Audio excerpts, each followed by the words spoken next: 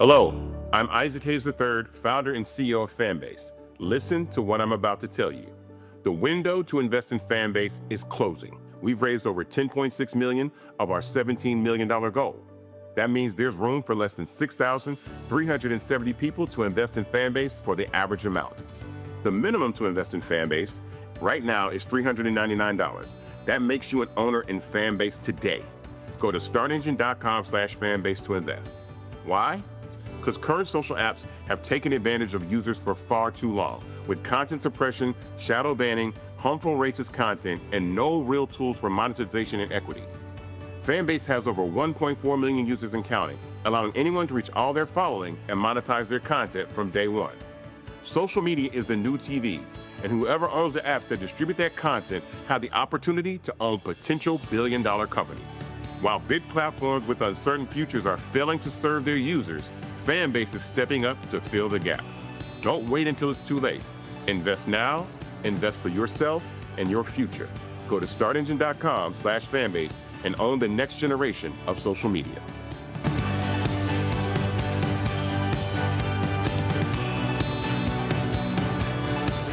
Folks, Black Star Network is here. Hold no punches. I'm real revolutionary right now. Black power. Support this man, Black media. He makes sure that our stories are told. Thank you for being the voice of Black America, Roland. Stay black. I love y'all. All momentum we have now, we have to keep this going. The video looks phenomenal. See, this difference between Black Star Network and Black-owned media and something like CNN. You can't be Black-owned media and be scared. It's time to be smart. Bring your eyeballs home. You dig?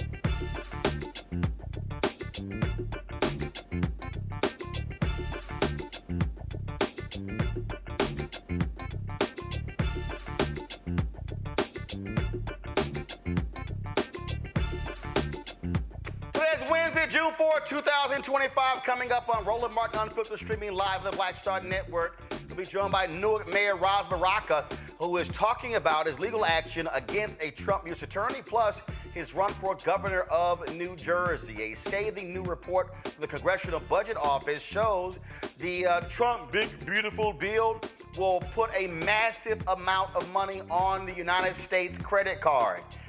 Hashtag, we tried to tell you. Elon Musk is attacking the bill. Boy, that's pretty interesting. Man, Education Secretary Linda McMahon, she gets smacked down by a couple of members of Congress of the CBC. Ooh, that's pretty interesting. Plus, more than 2,500 Jamaicans, they're getting sent back home. We'll tell you about that. Plus, Congresswoman Jasmine Crockett just tears into Trump and his people. Folks, it is time to bring the funk on Roland Martin Unfiltered on the Black Star Network. Let's go. He's got it. Whatever the miss, he's on it. Whatever it is, he's got the scoop, the fact, the find. And when it breaks, he's right on time and it's rolling. Best believe he's knowing. Putting it down from sports to news to politics. With entertainment just for kicks, he's rolling. It's on go, roll, roll, y'all.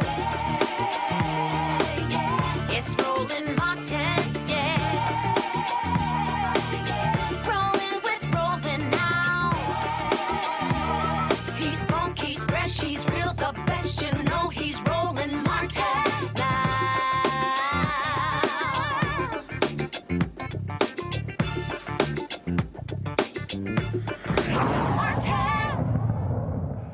Folks, Newark Mayor Raz Baraka has filed a lawsuit against Lena Haba. She, of course, is the Trump U.S. attorney in New Jersey because over the issue of him being arrested, of course, outside of an ICE detention center. She made all sort of different claims, and he said, oh, really? This is how you want to roll? Gotcha. All right, I'm hitting you with a lawsuit. He says it was peaceful, lawful visit with him and members of Congress. Charges were dropped. He's still filing a lawsuit. Of course, Baraka is also running for Democratic nomination for governor of New Jersey. She joins us right now. Mayor Baraka, glad to have you on the show. First and foremost, why are you filing this lawsuit? One, I just think they shouldn't have the ability to get away with what they did. They put it out that they dismissed the case so that we can move on. But they dismissed the case because they were wrong. They had no charges. My arrest was unlawful. They had no jurisdiction to arrest me whatsoever.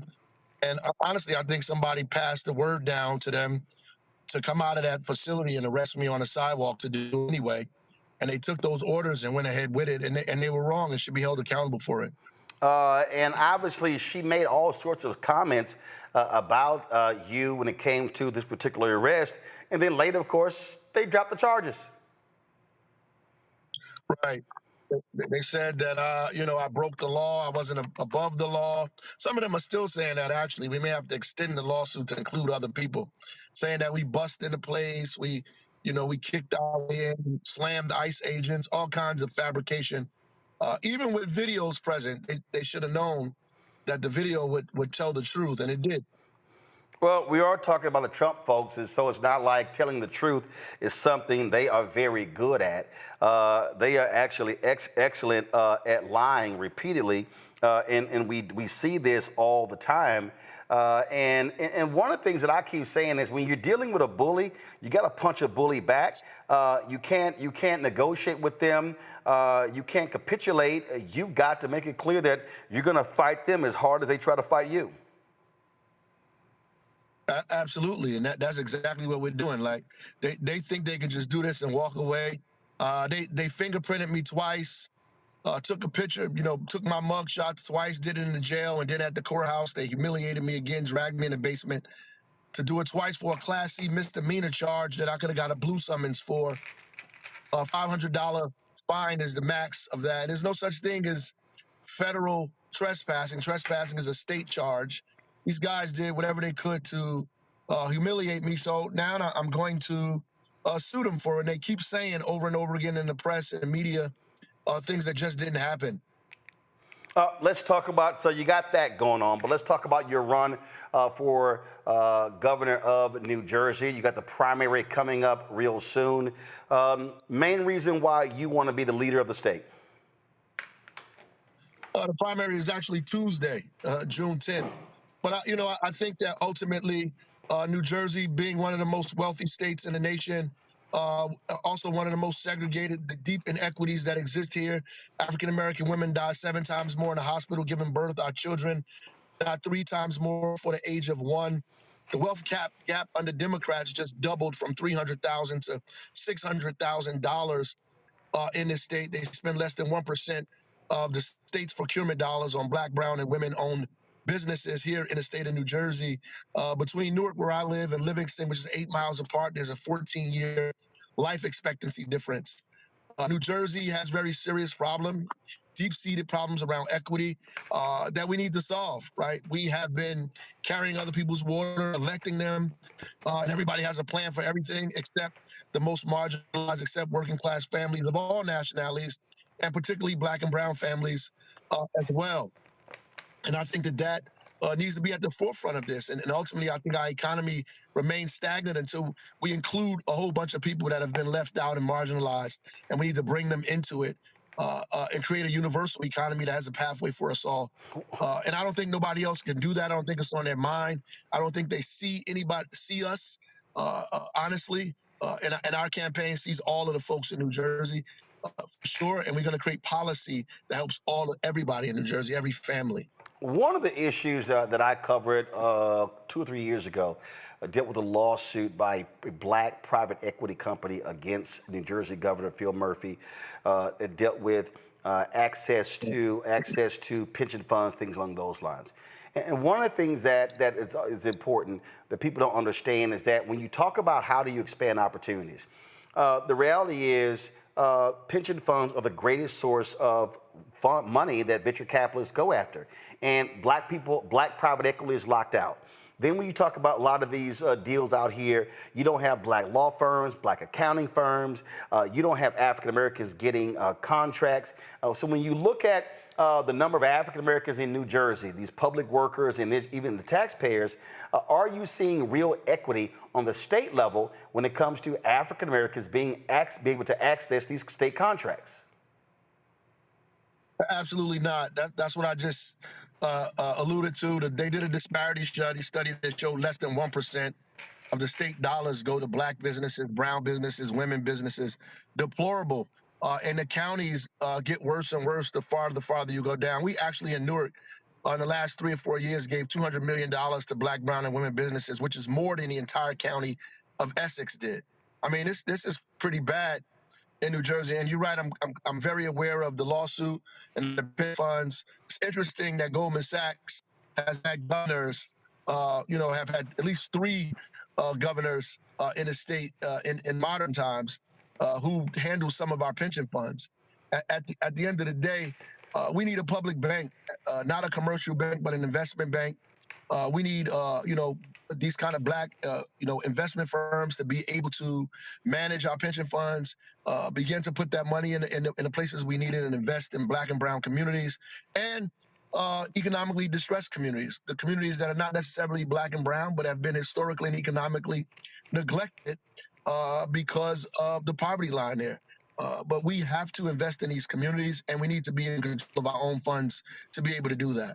I did a story the other day talking about how the Trump folks want to get rid of the federal DBE program. That's $37 billion that goes to minority businesses and white women. And I say white women because the W is not women, it's white women. And I was texting someone about that, and a sister said to me, she said, well, you know, who are these black businesses? I said, y'all need to understand something. I said, last year, on the federal level, $10 billion went to black-owned businesses. It was less than 2%. I said, but it was still a record $10 billion. I said, y'all need to understand something. I said, when y'all just saying this stuff, y'all don't realize those black-owned businesses, a lot of them, most of them employ black people. They're employing black vice presidents, black directors, they're paying black staffers, receptionists, assistants, accountants, law firms. I'm like, so when black-owned businesses don't have access to city contracts, county contracts, school board, school district contracts, state contracts, federal contracts, all of this talk about let's grow black businesses. I say, look, everybody can't have a black-owned T-shirt company, okay? There are actual businesses, and there are services that New Jersey and other states, they are spending billions of dollars every year of taxpayer money, and we're not getting a return on the investment. That's absolutely correct, Roland. Absolutely, positively correct.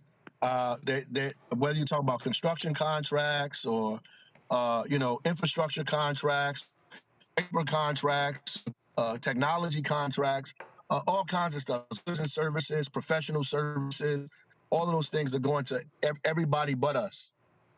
And so we absolutely need to be engaged and involved in that wholeheartedly. And if you take all of the cities, all of the counties, and then the state together and kind of add up all of the money that's being spent and invested in businesses, and what we're losing and what we're leaving on the table, it's tremendous. And like you said, a lot of public workers are black and brown, whose pension funds are responsible for paying for a lot of this stuff as well.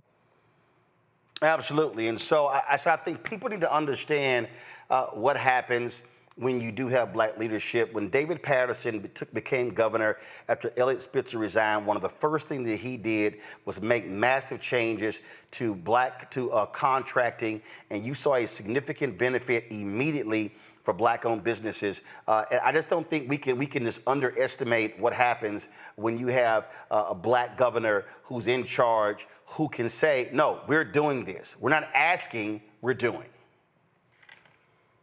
Absolutely. And New Jersey has one of the strongest governors in the country in terms of what we're able to do. Most of the positions are appointed, from judges to every department, to boards and commissions, to the attorney general, to everyone, which means we have an awesome amount of authority to make sure we diversify what government looks like, what government has its hands on, and not just at the top levels, but all the way down in the bureaucracy of government as well. We can make sure that it clearly resembles the state that is diverse, and it's a good way to push back against what Donald Trump is doing nationally, to do in New Jersey what these people are afraid to do, and be successful at it. You're in the final stages. You're about to do, I think, you headed to phone banking or block walking, canvassing right now. What is your closing message, closing argument with less than a week before Election Day? Yeah, that's why I'm in the car. I'm knocking, jumped in, going back out to knock again. I mean, obviously, I think that we are in a moral moment in this country, and I know a lot of people are afraid, but fear makes you make safe decisions, not the right one. And I think it's time for us to make the right decision. We know in our gut here in New Jersey what we need to do in terms of challenging inequity, in terms of lowering the costs, in terms of making housing affordable in the state, and challenging the healthcare companies and the insurance companies and the hospitals. We know what to do to make childcare affordable, to make sure transportation is in our community, that gets us the opportunity to jobs, to the marketplace, that we need a governor that sees all of us, and people know what my record is, and they don't have to guess on it. They're clear about what we have done, and so they should know what we're going to do. They also know that we're not weak, we're not moderate. We will defend this state against the overreach of Donald Trump, not just by words, but also by actions. We're going to protect our residents here in this state, and we're going to build an economy that's universal, that all of us can be a part of at the same time, and stop giving super tax credits to the super rich in this state, and make sure we take care of working families here across all nationalities. So If you want to do something bold, something big, something different, then you would vote Raz Baraka. If you want to do the same old thing, get the same old results, you go for all of them. And I've been saying there's only two people running for governor, me and all those other guys. So I implore you to do the right thing and come on out on 10th and make history in New Jersey. The first African-American governor the state has ever seen. All right, then. Well, we've got one black governor in the United States, Westmore in Maryland. Would be nice to have another one. And, of course, they both will be alpha. So let's make that happen, New Jersey. Right. Mayor Baraka, we appreciate it. Thanks a lot. Yes, sir. Thank you, brother. Thank you. Appreciate it. All right, folks, got to go to a break. We'll be right back and talk about this race and other politics right here. Roland Martin Unfiltered on the Black Star Network. This week on A Balanced Life with Dr. Jackie, we're talking all things faith, family, and fatherhood. Men step in and out of our lives in a variety of ways as fathers, uncles, cousins, and different ways in which we enjoy their company and presence, and in other ways when they get on our nerves. This week on our show, we'll be talking about what it means to be a father, how women can support the men in their lives, as well as how do we heal the wounds that we've had from poor conversation, lack of desire, and all of the other ways that we sometimes as women check out and cause our men to feel emasculated. That's all this week on A Balanced Life with Dr. Jackie.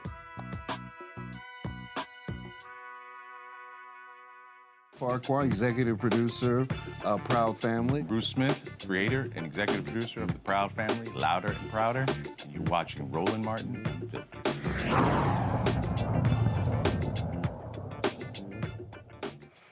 Folks, my panelist today, Andrew Clark, managing partner, District Legal Group, joining me out of D.C. Glad to have you here. Dr. Zachary Kirk, educator and content creator out of Atlanta. Glad to have you here as well. Zachary, I'll start with you. The thing for me, you're seeing Mayor Baraka run for governor of New Jersey. You've got MAGA Republican Winsome Sears running in Virginia. You've got Garland Gilchrist, Lieutenant Governor of Michigan, who's running for governor in Illinois. You've got black candidates running for the United States Senate. I mean, we have seen the change over the past decade where so many African Americans could not get to that top position, being able to run statewide. But now they're running statewide, but now you still got to cross that hurdle to win. Of course, we know the United States Senate. You've got of course, Raphael Warnock out of Georgia. You've got Cory Booker out of New Jersey. You've got Tim Scott out of South Carolina. You've got, of course, Lisa Rochester Blunt out of Delaware. So you have 4 black United States senators. And, of course, you got Angela Alsobrook out of Maryland as well. But governor, that seems to be a lot more difficult, since Reconstruction. Only 3 African Americans got to the governor level. Governor Doug Wilder out of Virginia, of course, Deval Patrick 2 terms out of Massachusetts, and now Westmore there in Maryland. And so that's critical when you talk about being able to be the governor, the chief executive officer of a state.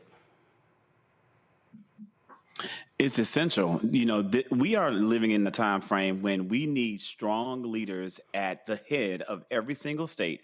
There are people constantly asking online, saying, what are Democrats doing to fight back against the Trump administration, against the rollback of American democracy?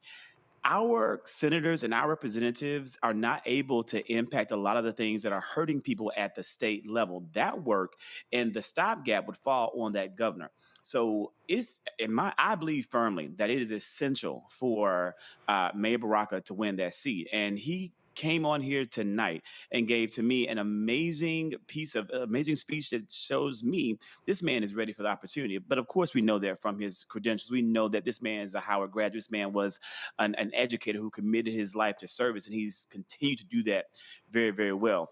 It's my hope that he's going to cross the finish line, but it's not going to be easy. And it's going to be incumbent on the people of New Jersey to rally behind him, but not just the people of New Jersey, but the Black people, the brown people, the people that are being most hurt and most impacted by the policies of the Trump administration to mobilize together to get this man over the finish line. And we have to do whatever we can to use our platforms to amplify his message and get the troops rallied to fight for Mayor Baraka. You know, Andrew, I laid out there in terms of what I kept focusing on the contract piece. And when you look at what happens when Black mayors take over cities, you then begin to see how things expand. And I always say, if you ain't having a money conversation in America, you ain't having an American conversation. And that is critically important. It's one thing to say we need services, but we also can't be talking about how do we build and grow and sustain Black-owned businesses if you can't get contracts. If you do have a business, you can't build capacity. Yeah, and one of the things about the governor of a state is the governor is almost akin to, if you think about the president for the United States, the governor is akin to running and setting the policy for a state. In the great state of Maryland, we have Wes Moore, who is an amazing person. I met him personally. He's a very, very down-to-earth governor, but his policies on business are very friendly for small businesses to succeed and also for Black businesses to also succeed. Prince George's County has the largest Black delegation in the country, and you see that. You see the economic impact that has on businesses and Black businesses in Maryland, mostly mine that I've seen, with some of the abilities that they have to get contracts that you may not see happen in South Carolina, you may not see happen in Georgia. So for Ras Baraka to potentially be in that position for New Jersey, and so much well down in the Jersey Shore, down in North Jersey. I grew up in Westchester, New York, so I'm very familiar with that North Jersey area.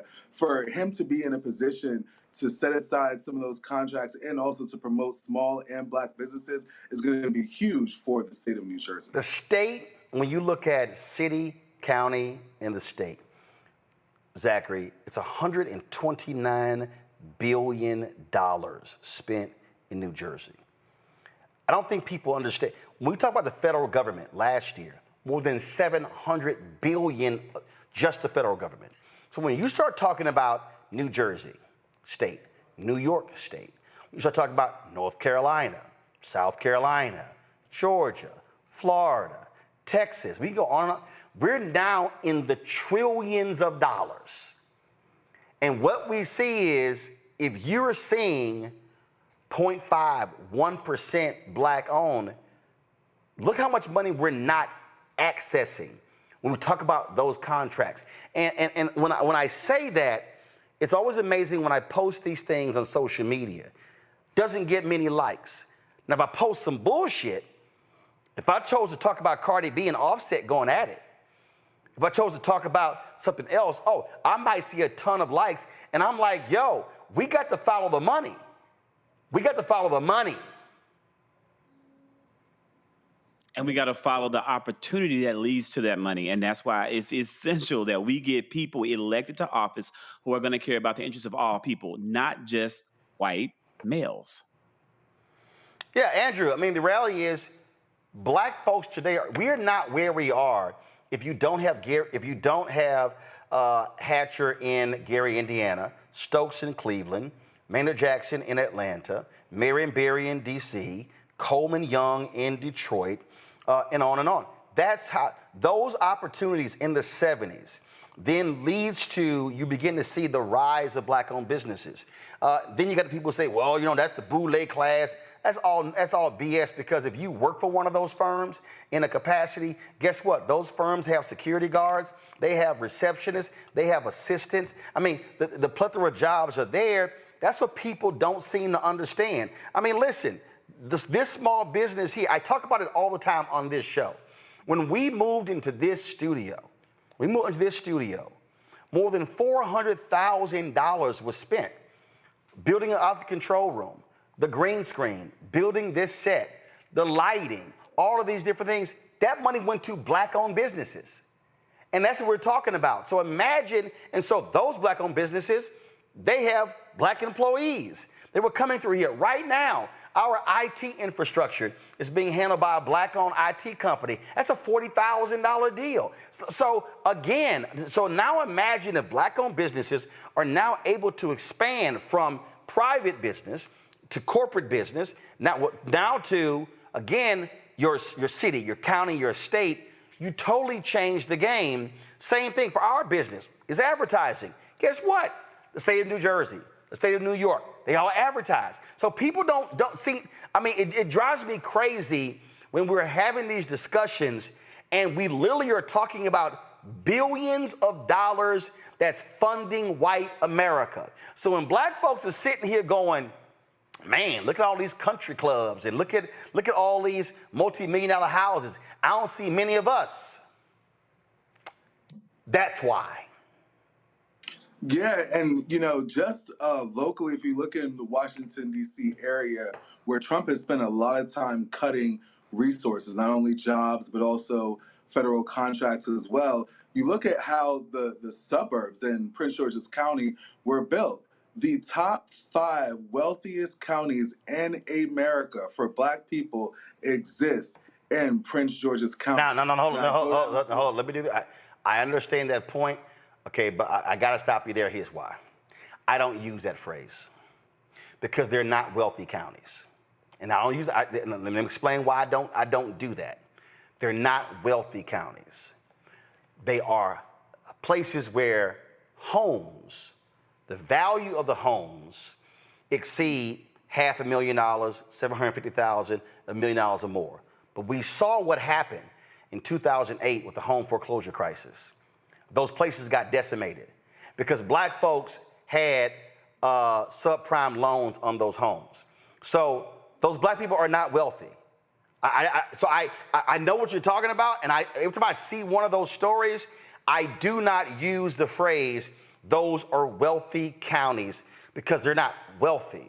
They have homes that are valued at a high price value, but a lot of those people are government employees, or they may have contracts with the government. And so what happens? You start whacking employees, you start whacking contracts, those folks are filing for bankruptcy, or they're putting their homes up for sale. So that's the only reason I want to stop you there, because I just want us, when we use the phrase wealthy, I want us to understand what wealthy actually means. Go ahead.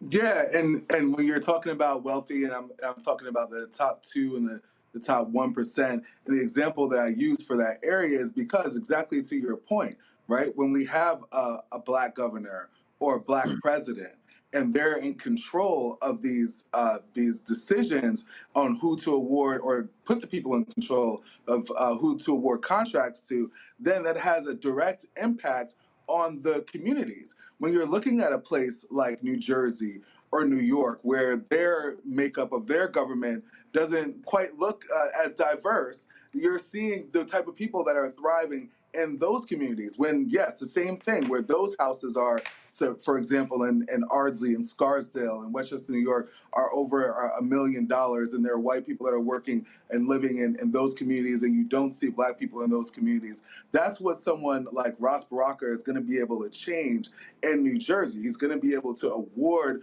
those kind of contracts, give those businesses not a leg up, but almost not a leg up, but they'll be able to level the playing field for their businesses. Zachary, one of the things that's interesting to me, and it actually pisses me off when black people fall for this, and so allow me to unpack this. And I had this little black conservative always running his mouth, and I need everybody to listen to what I'm saying right now to really understand this. Let me try to unpack this for folk to really get. When we make statements such as, we gotta do for self, we gotta stop depending on the government. Do y'all know that last year, matter of fact, let me just go ahead, because see, some of y'all might say, I don't know what I'm talking about, but I knew exactly what I'm talking about. Here's a great story. This is the Washington Post.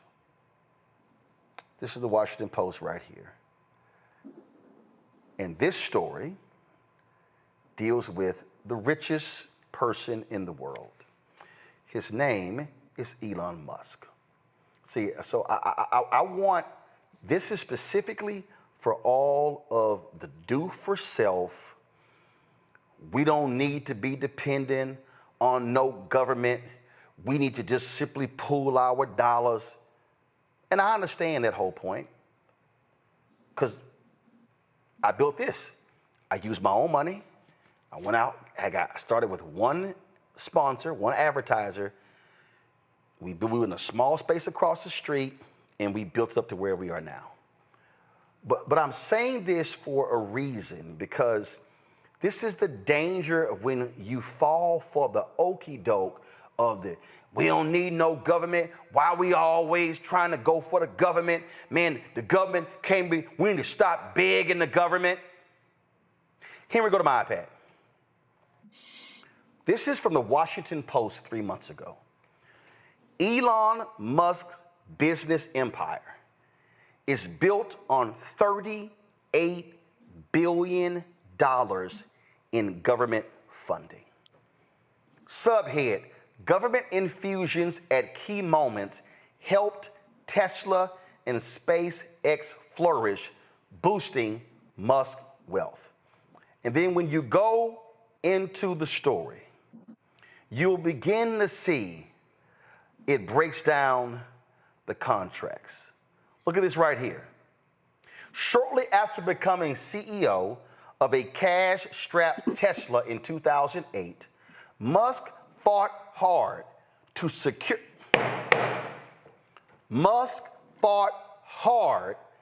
secure a low-interest loan from the Energy Department. According to two people directly involved with the process, holding daily briefings with company executives about the paperwork and spending hours with a government loan officer. When Tesla soon after realized it was missing a crucial Environmental Protection Agency certification it needed to qualify for the loan days before Christmas, Musk went straight to the top, urging then EPA Administrator Lisa Jackson, this was a sister, I know her well, to intervene, according to one of the people. Both people spoke on the condition of anonymity for fear of retribution. It says nearly 2/3 of the $38 billion in funds have been promised to Musk businesses in the past 5 years. In 2024 alone, federal and local governments committed at least $6.3 billion to Musk companies, the highest total to date. And you see they have a chart right here. So folks, follow me here. When I hear black folks, do for self, do for self, do for self,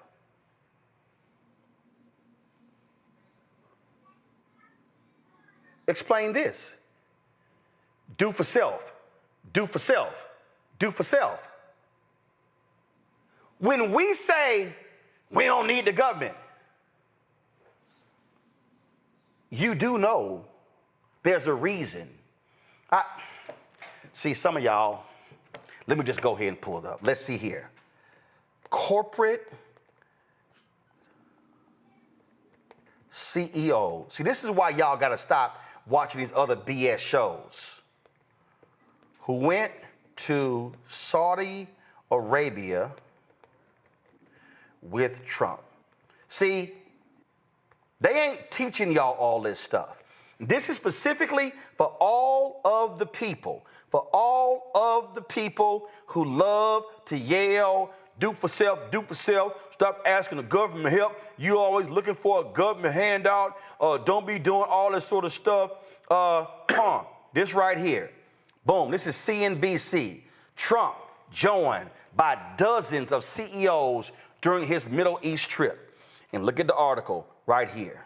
They sit here and they say Elon Musk, Alice Karp, Kelly Ortberg, Boeing, Jensen Huang, NVIDIA, Sam Altman, OpenAI, Andy Jassy, Amazon, Larry Fink, BlackRock, Ruth Porat, President and CIO of Alphabet, that's who owns Google, the CEO of IBM, the CEO of Coca-Cola, the CEO of Uber, the CEO of Alcoa. Okay? That's just their particular article here. All right? Then if you go, let's see here, Fox Business may have, give me 1 second. I want to see if they have a separate list. They have all of the same thing. They got a story here of all the folk who are going. All right, this right here is the Hill newspaper. This is what they say in the article. Hold on 1 second. Let me close these boxes out. They said, here are the 32, this is what they say. Here are the 32 individuals the White House said joins Trump's lunch with Saudi officials. Right here, Elon Musk, Steve Schwartzman, Blackstone, Larry Fink, BlackRock, okay? Reid Hoffman, co-founder of LinkedIn, Ben Horowitz, the venture capital firm Andreessen Horowitz, Sam Altman, OpenAI, Jenny Johnson, Franklin Templeton Investment, Arvind Krishna, IBM, Jane Fraser, CEO of Citigroup, Michael O'Grady, CEO of wealth management company Northern Trust, Kelly Ortberg, CEO of Boeing, Ruth Porat, CIO of Google, Andy Jassy, NVIDIA, Palantir, the CEO of Baker Hughes, an energy company, Lorenzo Simonelli, Jeff Miller, CEO of Halliburton, Olivia LaPouche, CEO of Schlumberger, an oil field services company based out of Texas, Dina Powell, Vice Chairman of BDT and MSD Partners, a merchant bank, Ray Dalio, founder of Bridgewater Associates, Marcelo Clark, entrepreneur, works with fast fashion company Shine, Travis Kalanick, the guy who founded Uber, Neil Blue, billionaire who serves as chairman of General Atomics, John Ballas, law firm Kirkland & Ellis, Jake Silverstein, CEO of Infel Investment Partners, Tina Sweeney, CEO of Epic Games, Kathy Warden, CEO of Northrop Grumman, James Quincy, CEO of Coca-Cola, the CEO of Uber, Francis Suarez, mayor of Miami, William Oplinger, CEO of Alcoa, William Meany, CEO of Iron Mountain, an information management company. So I need all of y'all, pull yourself up by the bootstraps. We need to do for self. We don't need no government help. I need y'all to answer the question. Why are 32 of the biggest corporate leaders in America, why did they travel to Saudi Arabia with Trump? Answer that. We on K Street. Do y'all know what K Street is known for in DC? This is the street where all the lobbyists are. I need y'all to understand. If I got out of this seat,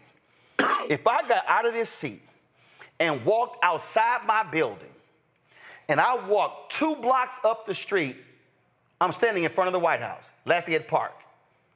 Do y'all know what's to my left? Banks. Do you know what's to my right? Banks. Do y'all know who's a block away from us right now? The Motion Picture, used to be the Motion Picture Association of America, now it's MPA. Who's across the street from them? AFL-CIO. They're lobbyists. They understand the power of government. So when y'all are watching these shows, and y'all listen to all these people talk, and y'all know who I'm talking about, because a lot of y'all watch their shows, and y'all follow them, and they run their mouths, and they, yeah, damn all that. See, y'all sitting here, yeah, you shilling, damn that. We don't need that. We don't need that. It's, no, do for self. Do for self. No, we don't need that. If we want to fix our community, we got to look inward. We got to do it for ourselves. We got to. But you had 32 CEOs. Because you know what they recognize? They recognize that they need government. See, y'all don't get it. They love us saying, look at them. Yeah, we don't need government. We don't need government. And see, because what they've done is they've got you thinking, matter of fact, and so see this little fool, see, I don't even like dealing with these fools like this little boy King Randall, okay? But somebody responded, because I responded to him complaining about Job Corps getting cut, and he talked about, well, we need to have the money replaced by local and state. I said, boy, it's amazing. You ain't said nothing about good MAGA. You didn't even mention Trump. So he gonna post this tweet, exactly, Roland Martin don't want talk solutions. I never said that Trump was coming to save anything. I literally said the complete opposite last year. They conveniently won't share these videos or act like they didn't see it. Okay, so I'm gonna play this video, y'all. So I want y'all to listen to what he says, and I'm explaining to y'all why he has no idea what the hell he's talking about. Listen.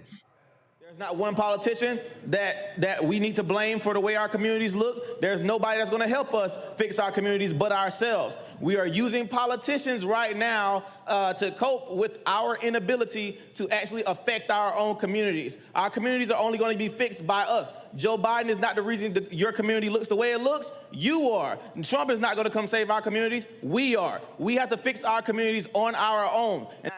So let me explain that. We have to fix the communities on our own. Okay. So if I take what you just said, so if the same Trump ends the DBE program that will wipe out $37 billion in contracts, and 78% of the DBE contracts go to white women. Native Americans get a significant portion as well. So last year, only $10 billion, which is less than 2% of federal contracts went to African-American businesses. But it still was a record $10 billion. And see, this is what the King Randoms of the world and a lot of these other folk who yell the same stuff, they don't seem to sense. In order to fix your community, how you gonna fund it? Do y'all know? Y'all know that in Montgomery County, there's a golf course called Hampshire Greens. Matter of fact, let me just pull this up for y'all so y'all can understand. Because see, I really want y'all to understand. I mean, they are playing absolute chess. And we ain't even playing checkers. There's a golf course, go to my iPad, called Hampshire Greens. It's in Ashton, Maryland. It's a really nice golf course. I want to see if I can pull up some photos. Give me one. It's a really nice golf course, y'all. Excellent golf course. It's a public golf course. Let me go back over here. I'm gonna go back over here, see if I can pull up some photos. I played the course. It's excellent. It looks great. It's amazing. I'm trying to find some of the photos. Again, a really, really, really nice golf course. You can just go ahead and go here. Here's some of the photos. Y'all know what happened? Go ahead and show it. Go ahead and show it. So y'all know what happened the first time I played it? I went, oh, I see what happened. It's a lot of nice homes. It's a lot of nice homes near Hampshire Greens Golf Course. It's a lot of nice homes. And I was looking at the homes, and I was looking at this golf course. And I said to myself, these white folks done built them their own country club. But I want y'all to listen to why I said that. So I'm looking at this golf course, and I'm looking at, it's a county golf course, and I'm looking at the homes around the golf course, and I immediately said, oh my God, do y'all know how much the value of the homes near this golf course increased? Because of the presence of the golf course. And so when I sit here, when I look at certain amenities in neighborhoods, see, I'm getting back to what King Randall don't understand. What I understand is that when people petition government for certain things, it's building and increasing the value of their homes, their land, and their businesses.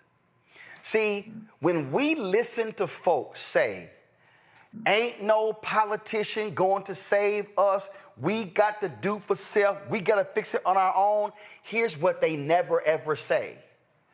We have to learn how to properly petition government. We've got to learn how to use our collective action, our vote, to be able to get something from government.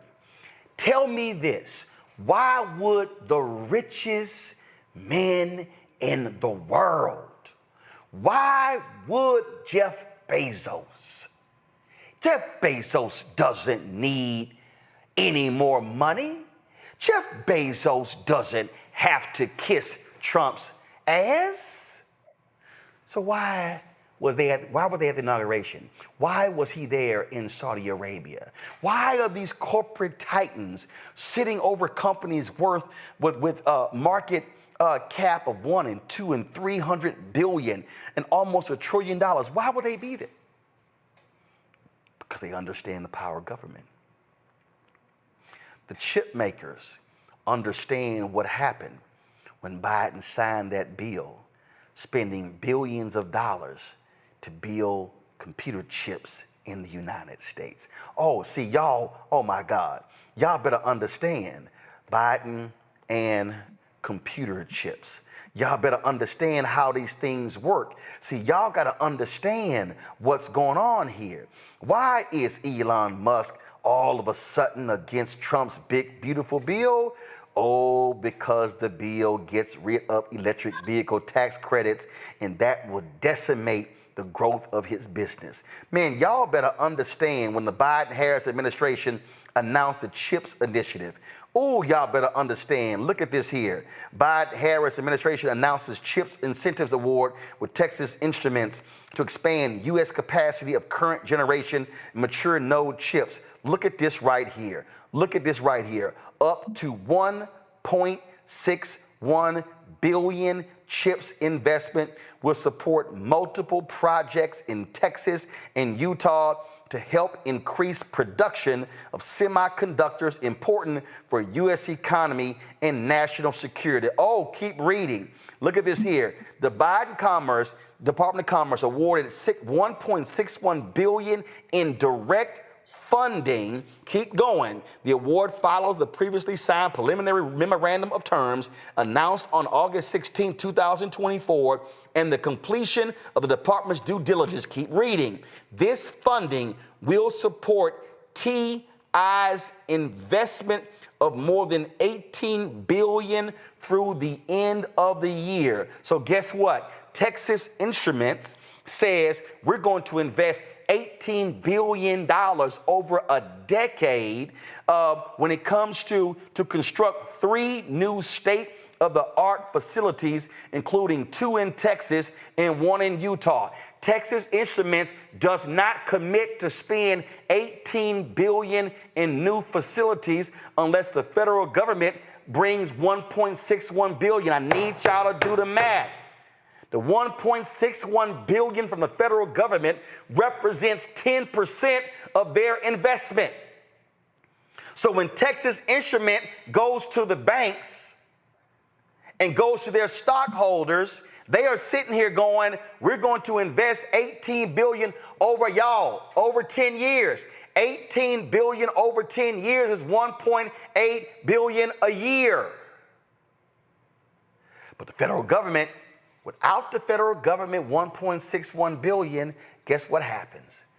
They don't build 3 new plants. So now tell me this. Why would black people say, do for self? We don't need nobody else. Black people can fund this. No, we can't. Y'all, you're falling for the illusion. I need y'all to listen to what I'm saying. Black spending power is $1.6 trillion a year. Estimates 1.2, 1.4. Let's say it's 1.6. Half of the money the average person spends, half, some as high as 60% is spent on housing. So if you take the spending power of black people, you got to cut that shit in half because half is going to housing. Now you're left with $800 billion. We ain't talked about food, clothing, health care. We ain't talked about partying, drinking, smoking. We talk about all that sort of stuff like that. So that number goes down, down, down, down, down, down. So now you're left with how much money does black America have to reinvest in the communities? So now you're left with, wait a minute, hold up, Roland, now I'm confused. Because now I don't understand what you're actually saying. Are you actually telling me, Roland Martin, that black people should be looking to government to invest in black communities? And the answer is yes. Because you know why? Texas Instruments does it. IBM does it. Oh, y'all, since y'all want to go to school, let's see here. Virginia and tax incentives to Amazon.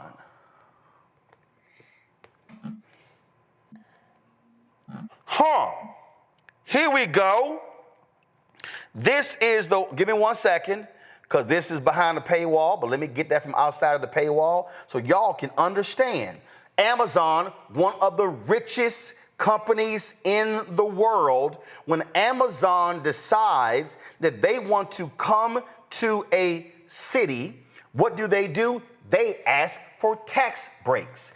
The city, the county, and the state, in order to lure a company like Amazon, will offer them tax breaks because they are bringing jobs. When you bring jobs, you're bringing people to fill those jobs. The people that fill those jobs buy homes. The people that fill those jobs buy products. So therefore, they're paying property taxes. They're also paying sales taxes. And guess what? They are actually building, creating whole damn neighborhoods. Go to my iPad, Henry. April 13th, 2023. Amazon requests first HQ2 incentives from Virginia, nearly $153 million. Let me go down here to the story. Boom! Virginia committed in 2019 to give the tech giant up to $750 million for new jobs it was creating at this Northern Virginia campus. Y'all, I'm trying to get y'all to understand that you've got to stop listening to these simple Simons who stand up here and say bullshit that sounds cute, is tickling your ears, and you like, that's right, I like that young brother, do for self. We don't need them, we don't need them, we don't need them. And while your ass is sitting here saying we don't need them, you know what these white folks are doing? Yeah, we need them. What can we get? What can we get in terms of tax incentives? What can we get in terms of breaks? What can we do here? What kind of investment can we get? What kind of R&D can we get? Research and development. They don't call it welfare. They call it R&D. They don't call it welfare. They call it tax incentives. They don't call it welfare. They call it subsidies. And so when we are sitting here listening to people say this, if black folks would just do for self, if we would just fund our own, so fund our own without contracts. Fund our own without loans. I just showed y'all Elon Musk got a low interest loan from the department. Do y'all know what one of the biggest banks in America is?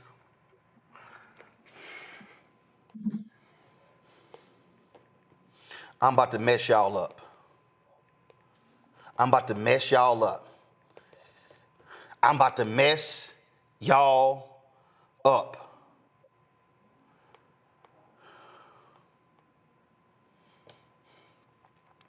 I sat here and I typed bank inside of the USDA. This right here says USDA Financial Services. Do y'all see this here?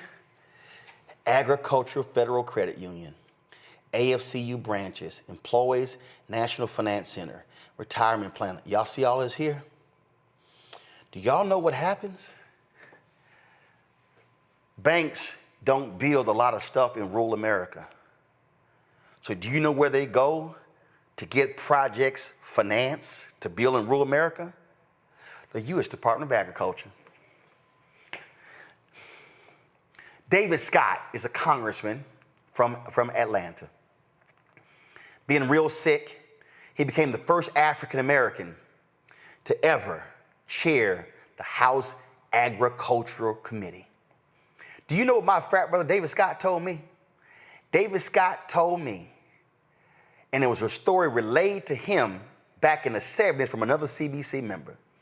And David Scott said, matter of fact, see if you can call David Scott right now. See if you can get David Scott, Carol, on the phone right now. Because I want y'all to hear, so Carol, check your cell phone. I'm sending you his number right now. Matter of fact, yeah. David Scott was told a story where a racist white member of Congress told a CBC member, there's one thing you can guarantee in life, a nigga ain't gonna never be head of this committee. You know why? Because the USDA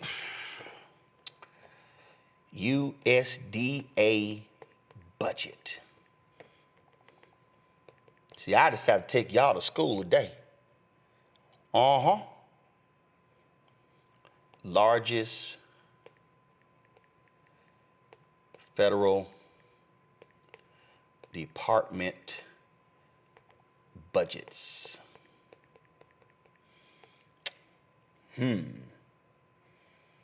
Now, we all know defense is number one.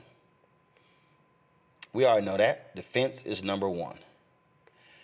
Y'all know what's in the top three? Agriculture. Agriculture department. See, when Marcia Fudge was trying to get a cabinet position under Biden, she didn't want HUD. See, HUD has always been the Negro position. It's a Negro in that position right now. If you go back and look at presidents since the 1960s, you always guarantee it was going to be a black HUD secretary. Okay? It's going to be a black HUD secretary. It's always the case. It's always the case. You're going to have that. She didn't want HUD. She wanted agriculture. She wanted agriculture because she understood the budget of the USDA, the billions and the billions. The farmers didn't want nobody black to be over USDA. So what did Biden do? Biden put in Tom Vilsack. He put in Tom Vilsack. Think about that. Tom Vilsack. Who's Tom Vilsack? Tom Vilsack was the Agriculture Secretary under Obama. What was he before that? He was the governor of Iowa. See, y'all gotta follow the money. What I'm trying to do here, I'm about to bring in Andrew and Zachary in a sec.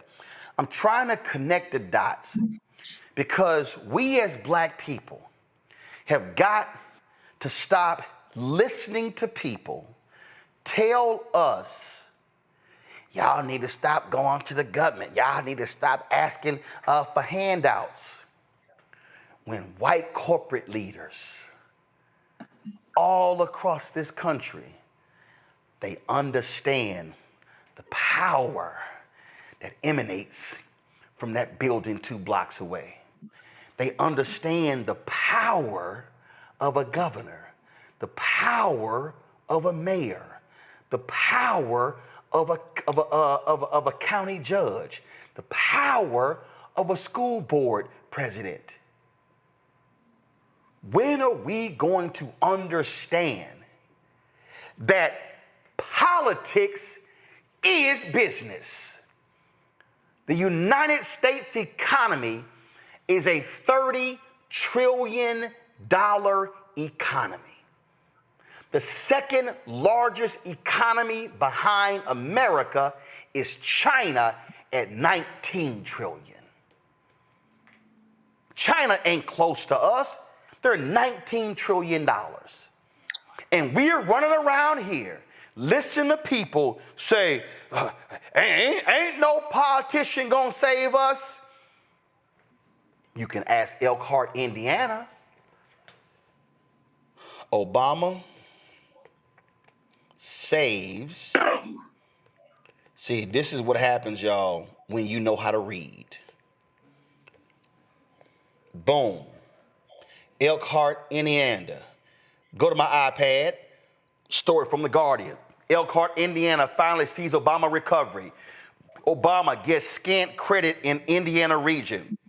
Why President Obama can't get enough of this small. Let me go ahead and hit the PBS story. May 31st, 1960. Here we go.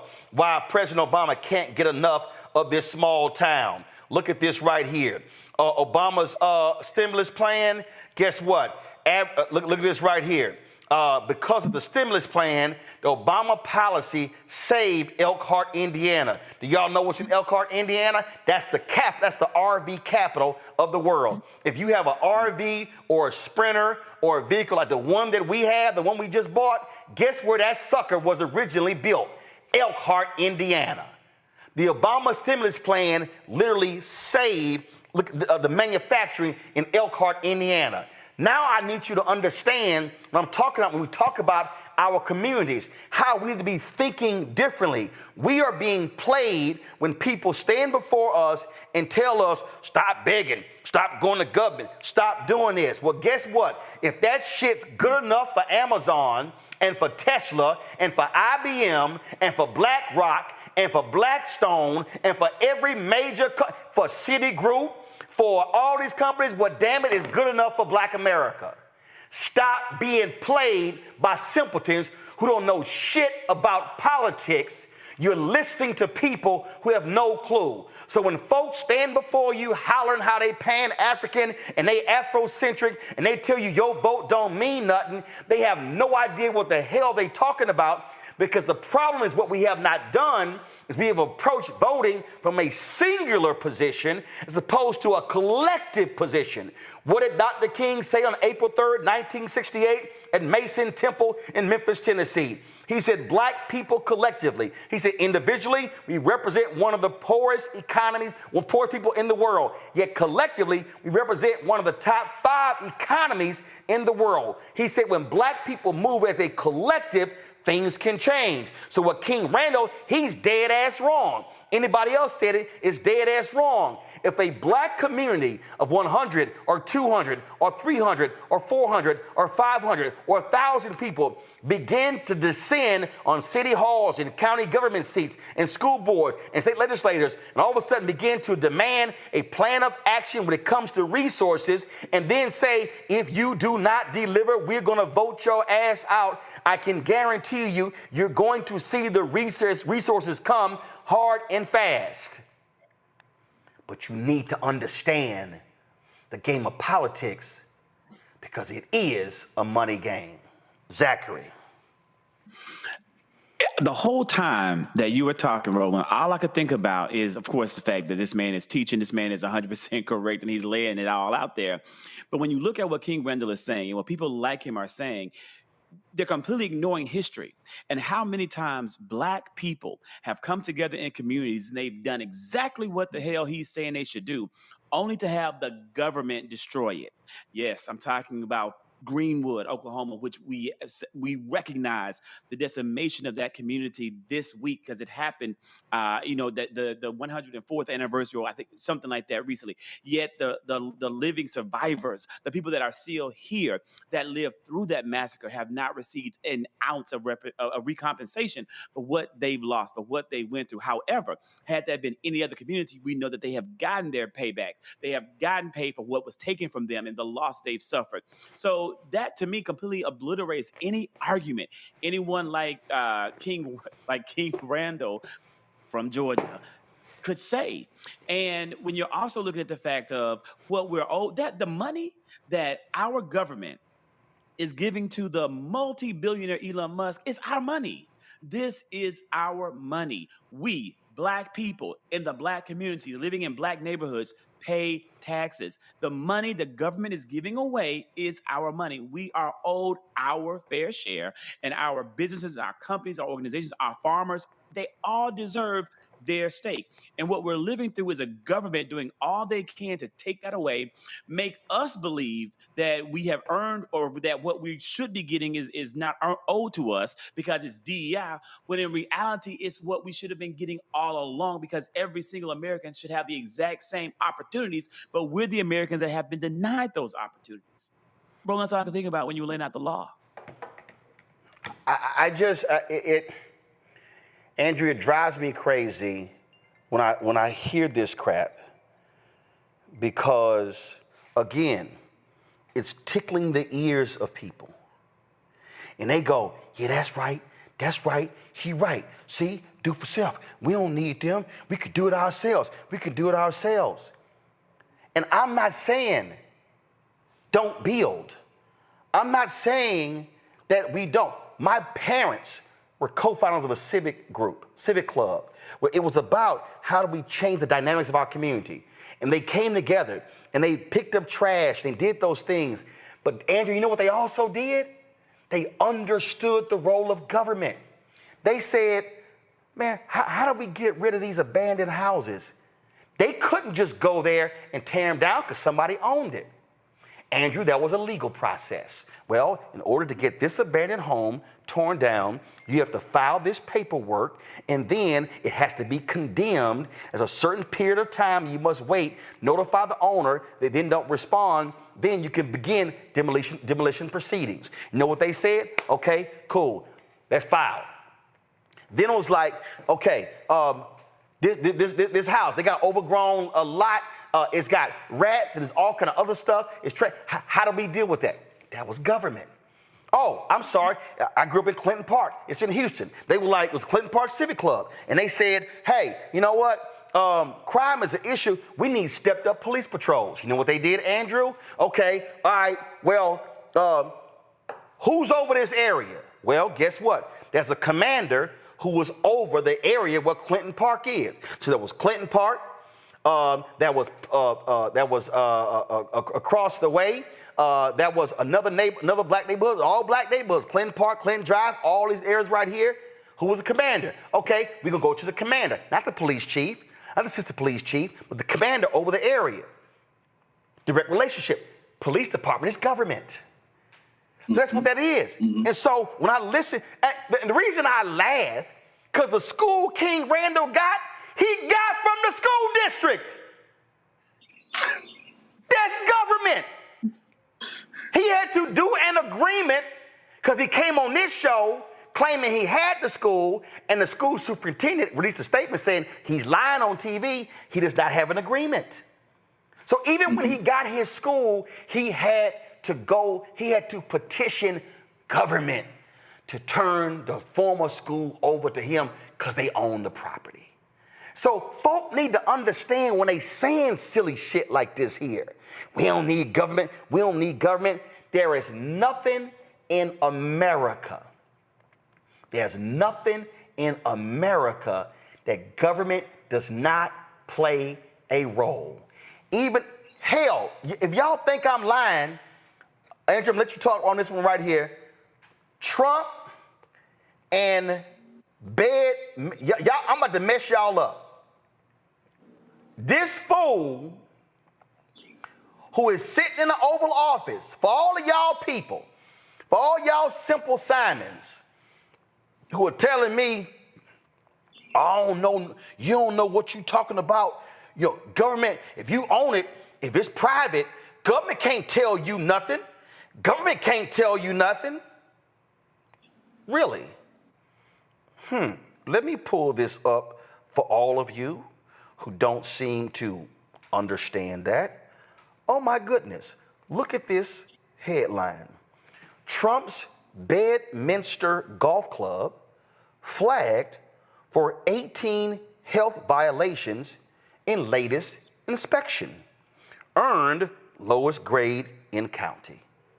See, Andrew, what that means is when you read the story, Donald Trump's golf club received a 32 out of 100 health inspection score in May. There were 18 violations, including all 3 requirements in the, quote, food protected from contamination category. Look at this here. It said they were violations including expired milk, raw meat stored improperly, and a dishwater that may not reach the required temperature. The inspector also cited 4 separate hand washing violations, including sinks without soap or paper towels, one lacking a required sign and another used to store a sanitizer bucket. This is from Forbes. So you could occupy the Oval Office, own a private country club, and you still must abide by government health standards. So the government health inspector came in and slapped Trump's private golf club with health code violations. Andrew, please tell me again how government has no role. Yeah, I mean, I think that the disconnect between our people and the government also comes and stems all the way back to public housing. If you think about that great experiment where the government said, I'm going to, build buildings and I'm going to give you at least some kind of basic standard of living, right? I'm going to give that to you. And the thought and the notion and the connotation around that was that somehow we were being given something. And it was to us as Black people being given something. We've always been told that that's just not the way to do things. You have to earn it. Even though, like you're saying, $38 billion, right? Wait. But Andrew, here's the problem. It's right here. This is the problem, Andrew, because what you just described, this is why it's a problem. Go to my iPad. Andrew, they call it low-income housing tax credit. So that's the problem, Andrew. See, it's for them broke people. It's them low-income people. That's because it's called low-income housing tax credit. Finish your point, and I'm gonna come back. I'm gonna show folk what happens when it ain't low-income housing. Go ahead. And exactly, Roland. So for us, whenever we're getting something like welfare or food SNAP benefits, is always seen as this is that we're giving this to you so that because we feel like you need it. And the difference, I think you're about to talk about that, is in the phrasing. And we as the people, we have to start looking at that phrasing and using the government. The subsidies are there. The money is there. We have to start using this money to our advantage. And it starts at the polls. We can't get these things done without having the right people in our local government, in our state government, and in our federal government. And so for folk who don't understand what I'm saying right now, what then happens is, and you see the story right here from the Pew Charitable Trust, it says, how states can design effective incentives to spur office to residential conversions. This is one of the many stories, so I need everybody watching. When y'all see these stories, a new development is coming to Washington, D.C., it's coming to Houston, it's coming to Dallas, it's coming to Charlotte, it's coming to Atlanta, and oh my goodness, what's gonna happen is they're gonna come in, you know what they're gonna do? They're gonna build an amphitheater, and they're gonna build new affordable housing, and they're gonna have shops, they're gonna have downtown parks, all these different things. Y'all, those are tax incentives. It's welfare. It's subsidies. And then what they do is they create what's called a tax increment financing district. It's called a TIF. Y'all know what a TIF is? So what that means is we establish a zone around an area, and then everything that's located in that tax increment finance district, when they pay their taxes, it doesn't go to the city's use. It stays in the area. The TIFs in America, what the TIF then does, the TIF then funds the various things in that particular area. The TIF then funds, right? The TIF then funds, boom, right here. This is from the U.S. Department of Federal Highway Transportation. Tax increment financing is a value capture revenue tool that uses taxes on future gains in real estate values to pay for new infrastructure improvements. Let me go ahead and make that plain as Joe, the late Joe Madison say, put it where the ghost can get it. When you pay your taxes, it doesn't go to the city. The taxes stays in the TIF, and that funds road improvements, policing, sewer, lights. So your tax money is only funding the things in the tax increment finance district. That's also called corporate welfare. That's called subsidies.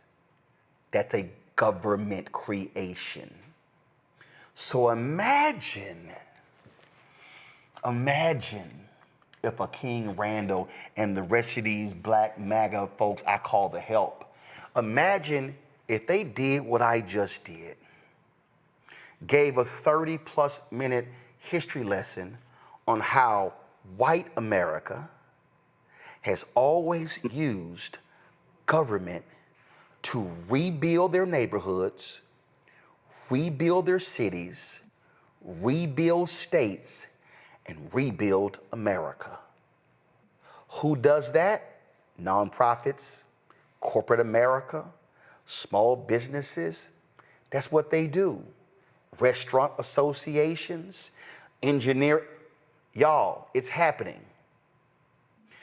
But just like we are the only people who listen to people tell us not to vote, can y'all please show me the last time you had so-called white leaders tell white people your vote don't mean nothing, your vote don't make a difference? Can y'all please by all means show me the video. Please show me where that happens, because they don't. Now, you might say, we haven't gotten enough for our vote. True? Does it mean you don't vote? Nope, that's stupid. That's literally neighborhood suicide. What you then do, though, is you take your vote and you wrap it around a power dynamic and you wield it like a billy club. And you say, and you go color purple, until you do right by us, you will not win. Y'all, I'm trying to tell y'all to understand the game. Every community, corporations, they're looking to government to finance all that they're doing, their future investment, their employees, their expansion. And we got black folks telling us, don't look to them, don't count on them. And I've said it as well. You've never heard me say, if you were a city, don't negotiate the Trump administration. You damn right you should, because you are a taxpayer.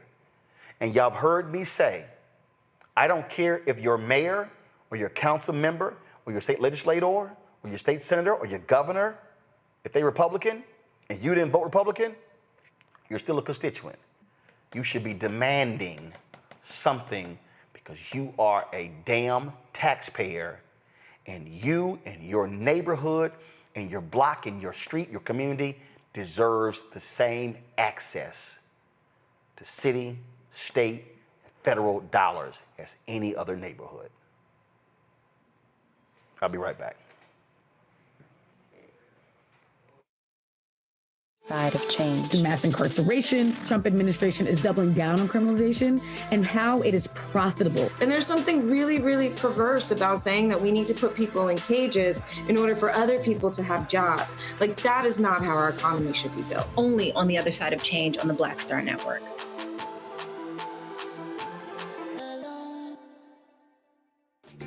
I'm Marissa Mitchell, a news anchor at Fox 5 DC. Hey, what's up? It's Tammy Roman, and you are watching Roland Martin Unfiltered.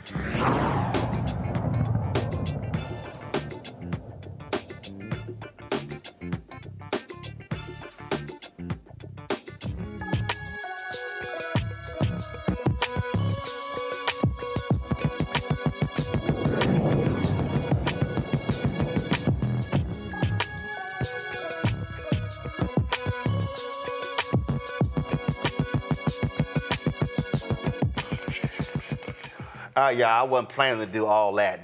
That was not, literally none of that stuff was on the damn agenda. Thank God we only had one guest the whole show, because none of that was planned. Now y'all understand Carol talking about messed up my show. I don't know. Listen, I'm gonna tell y'all what I told the people at TV One and what the people on the show right here. You're supposed to do your job. You're supposed to write scripts. You're supposed to get the video ready, all that stuff. Now, when that red light, normally it's a red light, it's called a tally light, but we don't have a red light. But normally when that red light come on, then it's my time. So I take the show wherever the spirit moves me, and that's what that was. And so if you wrote a nice little script, that's cute. You did your job, you're gonna get paid for it. But I am under no obligation to read that shit. Just letting y'all know how this show goes. All right, Andrew, I'm telling you, I'm just straight up, Andrew exactly like, damn, did he go there? Listen. When the show starts, everything that you wrote is optional. It is not guaranteed I'm gonna get to it. So that's just how things work on this show. All right, y'all.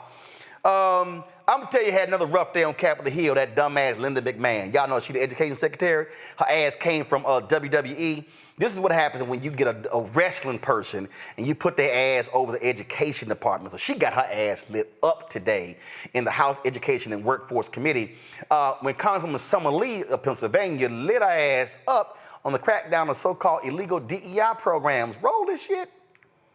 I think that in very many ways we've been talking around a lot of the issues with this administration. So to be honest and to be very clear, I want to say that this administration has undoubtedly revived the culture of racism we haven't seen since the Jim Crow era. They've made it clear that open attacks on Black and brown and other marginalized communities is not just tolerated, but it's encouraged. So when they call for removing of equity and inclusion and diversity and accessibility from schools in favor of quote unquote traditional American values, it's indistinguishable from post-Civil War South advocating to rewrite history with the lost cause narrative to censor truths about slavery, or as they disappear students who write dissenting op-eds. It's reminiscent of the suppression of abolitionist newspapers. And this department's financial aid policies harken back to a time when higher education was reserved for affluent, well-connected, and predominantly white students. So I have some questions, about why this department is taking its leads from Jim Crow.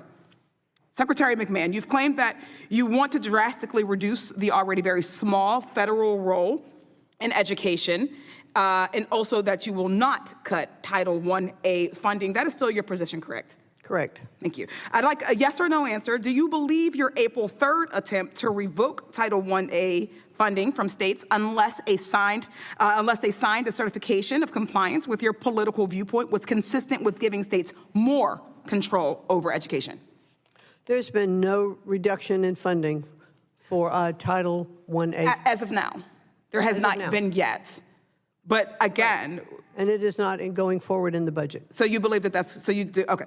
Yes or no, is Title I-A funding actually secure for every school district and state that currently receives it? Or is your goal to make Title I-A conditional on states refusing to provide students of color, LGBTQA students, students with disabilities, or other marginalized students opportunities to participate in diverse, inclusive, equitable, and accessible learning environments? No, that's what I answered. 1A funding is intact. Okay. So let's talk about so-called illegal DEI, as you all have called it, a phrase you've continually bring up, that I'm still unclear on, especially after 3 federal judges have preliminarily ruled that your illegal DEI guidance is likely unconstitutional and unenforceable, illegal, as it were. Secretary McMahon, during your confirmation hearing, you were asked by Senator Chris Murphy if an African-American history class violated the administration's position on diversity, equity, and inclusion. You said you'd like to look into it. You've been on the job for a few months now. Have you been able to look into it? I do not think that African studies or Middle East studies or Chinese studies are part of DEI if they are taught as part of the total history package. So that if you're giving the facts on both sides, of course they're not DEI. I don't know what both sides of African-American history would be. Well, if African-American history is part of certainly, history, but what we recognize throughout education is that a course is only 1 year or 1 semester. It would be impossible to teach African history and say European history at the same time. Do you not agree that it makes sense that there would be separate courses for these courses of study? It has happened throughout history. We're able to do it not just in history courses. We're able to do it with different types of literature courses or different types of music courses. One wouldn't learn about Baroque music and necessarily have to also learn about African drumming at the same time, right? We can separate those courses. Yes, we can. And I think just as we teach U.S. history as a separate course. Certainly. So you do not agree. So you do agree that African-American cultures and African history should not be eliminated from courses, particularly AP African history? Well, I think that African history can certainly be taught and not be considered a DEI course. Oh, thank you. I have a few other examples that I would like your thoughts on, simple yes or no. If this is a legal DEI, an example, would you say that it would be an illegal DEI for a lesson plan on the Tulsa Race Massacre? I'd have to get back to you on that. Do you know what the Tulsa Race Massacre is? I'd like to look into it more and get back to you on it. Okay, so I look forward to that. How about the book Through My Eyes by Ruby Bridges, for instance? I haven't read that. Have you learned about Ruby Bridges? If you have specific examples you'd like that was a specific example. I'll be very happy. It was an incredibly specific example. I named a specific your questions, book. And I will look into it and get back to you on them. Thank you. How about a school having a voluntary celebration for Pride Month? Well, I think that... voluntary. Well, let's make sure that in our schools... This is yes or no? We're looking... No, it's not. Okay. How about social studies standards that teach that President Biden won the 2020 election? I think our studies should all be taught accurately. Yes or no? I think our studies should No. be taught The question was, do you believe that social studies standards that teach that President Biden won the 2020 election is an illegal DEI? Yes or no? I think I have said we should teach accurately. We should. No, you have not answered the question. Well, I don't understand why you're incapable of answering. I'm just not giving you the answer you want. No, I want the answer, whatever your answer is. I just gave you the answer. No, the answer is yes or no. No, the answer is the answer is yes or no. Gentleladies, thank you so much. I yield back.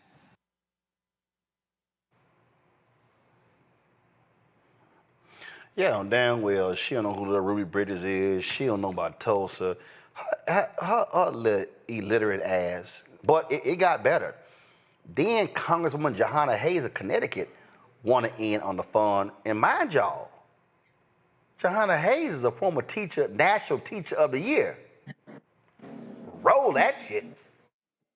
It's interesting. I took a lot of notes. I had prepared questions, but I think I'm going in a very different direction. We've heard other colleagues talk about the NAEP scores, and I heard you say that the president was angered and embarrassed by these, and I think we all should be. But when you disaggregate those scores, they clearly show that low-income students score significantly lower than their white and higher-income peers, and that is mostly in part to ongoing disparities in educational access and quality, which makes much of what I'm hearing today that much more relevant. You mentioned Connecticut. We both come from the state of Connecticut. Connecticut relies on property taxes to fund education, and we have one of the largest income gaps in the nation. which means by design or default, low-income students face multiple challenges, including limited access to resources and opportunities outside of schools, which is why I don't understand many of the decisions made in this budget. One of my colleagues asked about collecting data on family composition and background. The Department of Education Office of Civil Rights is mandated by law to do that. I was pleased to hear you say that states do not, the Department of Education does not control curriculum, instructional materials, the teachers that are hired, which makes your words contradictory because every argument you have is to put local control back into the states. But states already have local control, as anyone who has any knowledge or background of education would already know. The role of the Department of Education would be the civil rights enforcement of those local controls, which again, the irony of this budget zeroing out American history and civic education programs when you couldn't even answer a question about Ruby Bridges or the election of President Biden, which are as basic as it gets. So I really, really don't understand it. But you are making the argument for me because when you respond to questions from my colleagues by saying that sounds like an issue for state legislatures, that is why the Office of Civil Rights is necessary, because state legislatures made the decision that Ruby Bridges did not have the right to a free and appropriate, high-quality public education. So you, Madam Secretary, are actually making the argument for the role of the department, not to dictate local curriculum instruction or instructional materials, but to make sure that those things are carried out by the department. That states follow the law, that they are doing those things. So 49 million children in this country receive public education services. About 3 million children are in charter schools. There are not enough charter school slots. So my questions are mainly focused on what about those other 46 million children. So it's mind-blowing. I hear you talk about safety, keeping students safe on school campuses, but not a word about the 390,000 students who have been affected by gun violence. I was in the classroom on the day Sandy Hook happened, and the federal government came in with almost $2 million to rebuild that community and provide programs for the surrounding communities. In your opening, I heard you mention student athletes and LGBTQ students twice, not one word. And even when my colleague asked you if you thought it was a public health crisis, you can't answer questions that affect the majority of students. So I'm not really sure. I am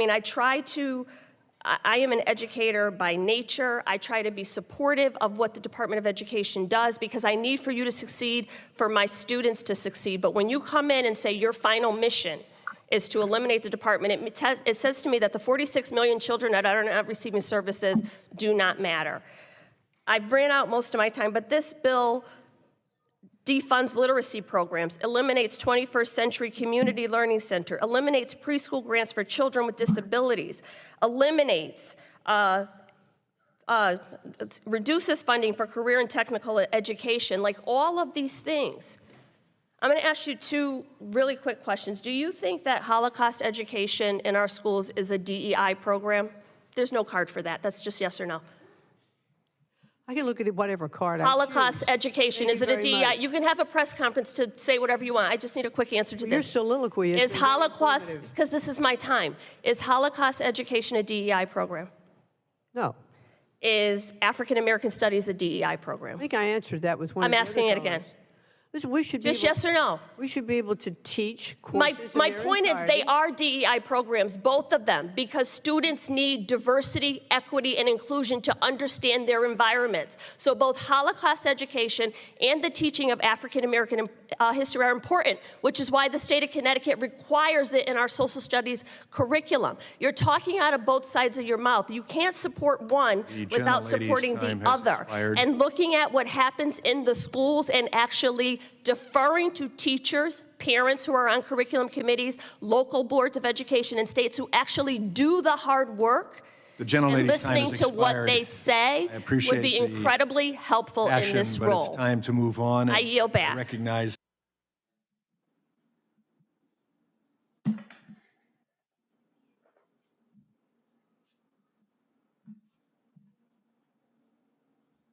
If this was the early 90s, Somebody got ethered. Zachary? Roland, that I am a proud educator, and I'm so proud of Representative Hayes. That was a beautiful breakdown, and not only it was a beautiful breakdown, it was an amazing case for why diversity, equity, and inclusion is a cornerstone of American education, so that all students have windows into other worlds and mirrors to look back at themselves. I'm sitting here still kind of like speechless at how beautiful Representative Hayes made that case. And also a little bit dumbfounded that our Secretary of Education was a little bit dumbfounded too in what she does not know and what information, knowledge she isn't carrying within herself. Had she perhaps had a more well-rounded education, she would know about Ruby Bridges. If she perhaps had a more well-rounded education that included Black, brown people, that included the true information about Nazism and the Holocaust and Holocaust survivors, maybe she would have been able to answer some of those questions that were presented, and she would know about Tulsa and Greenwood and the atrocities that have happened to American citizens on American soil that don't look like her and that don't come from her socioeconomic class and that don't come from her economic background. Andrew? Yeah, I mean, the sad part is that we're dealing with an educational system that we're going to have to deal with over the next 15 years. What she does over the next 4 years is going to have such a huge reverb for the next generation that it's just mind-blowing. And the fact that she gets up there and she doesn't even really have much of a history lesson before, right? No one can pass her a note card and say, oh, Ruby Bridges, you remember, desegregation. I mean, the gall that she's going into these meetings unprepared, and it's just okay, because that's what we're expecting from this administration and all of the heads of these agencies, is to go into these meetings in Congress and to have absolutely no idea, to fall back on, well, I'll get back to you, I'm going back to you later, and we'll figure it out. We never get back to them, we never get an answer, and then we're asked a very simple question, and who won the 2020 election, and there's not even a direct answer to that. That's the type of administration that we're dealing with. Absolutely.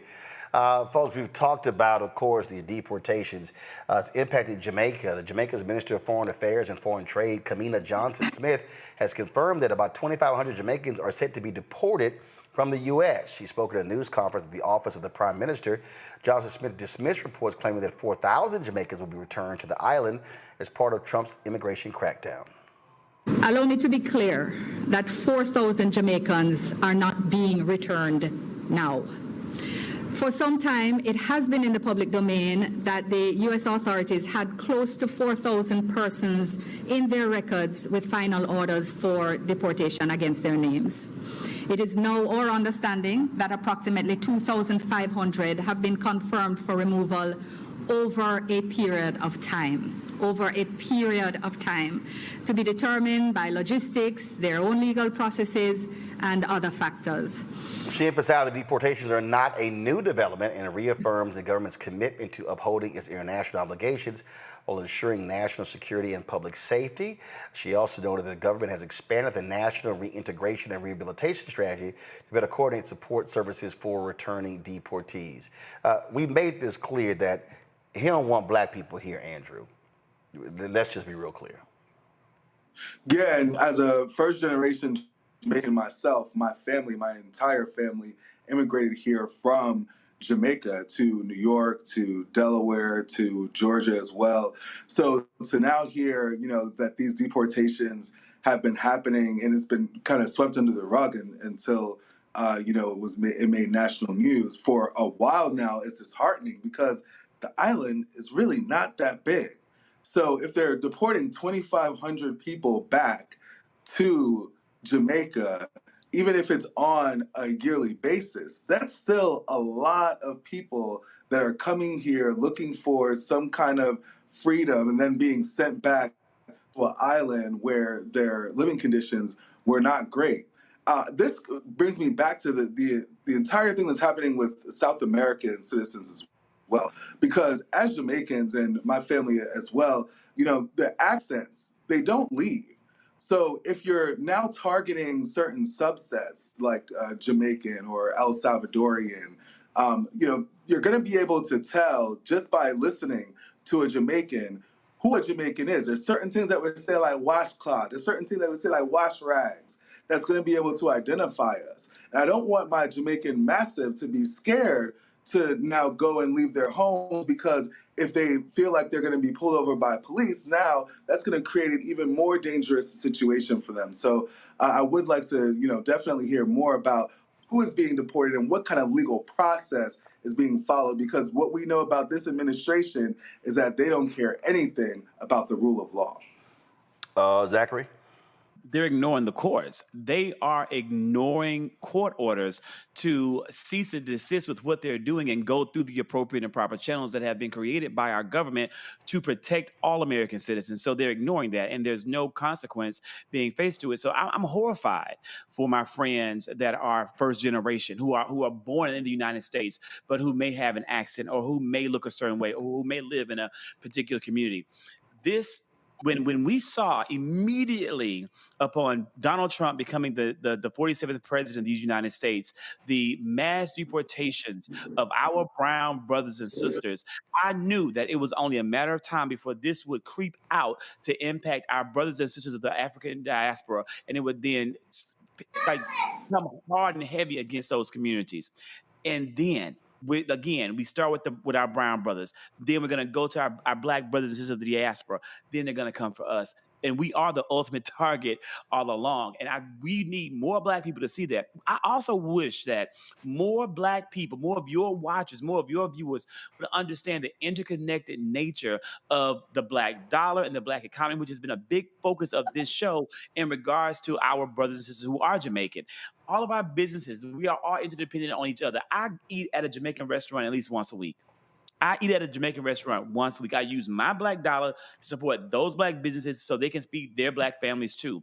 We're all interconnected. What's happening to them is also happening to us, and we have to fight against it now to protect and save them so we can protect and save ourselves. Indeed, indeed. All right, y'all. Going to a quick break. We come back. Fox News just loves tax cheats. So does Donald Trump. Wait till I show you what Trump's partners are actually said. Are these people thinking we stupid? We're not. Folks, support the work that we do. Join our Bring the Funk fan club. The information you get here, you ain't getting nowhere else. Y'all know we're going to bring the funk no matter what we do. So Cash App, use the Stripe QR code. You see it right here. Click Cash App to continue to contribute. Check a money order. Make it payable to Roland Martin Unfiltered. Mail it to P.O. Box 57196, Washington, D.C. 2003 7-0196. PayPal's R Martin Unfiltered. Venmo, RM Unfiltered. Zelle, Roland at RolandSMartin.com. Roland at RolandMartinUnfiltered.com. We'll be right back. This week on the other side of change. Mass incarceration, Trump administration is doubling down on criminalization, and how it is profitable. And there's something really, really perverse about saying that we need to put people in cages in order for other people to have jobs. Like, that is not how our economy should be built. Only on the other side of change on the Black Star Network.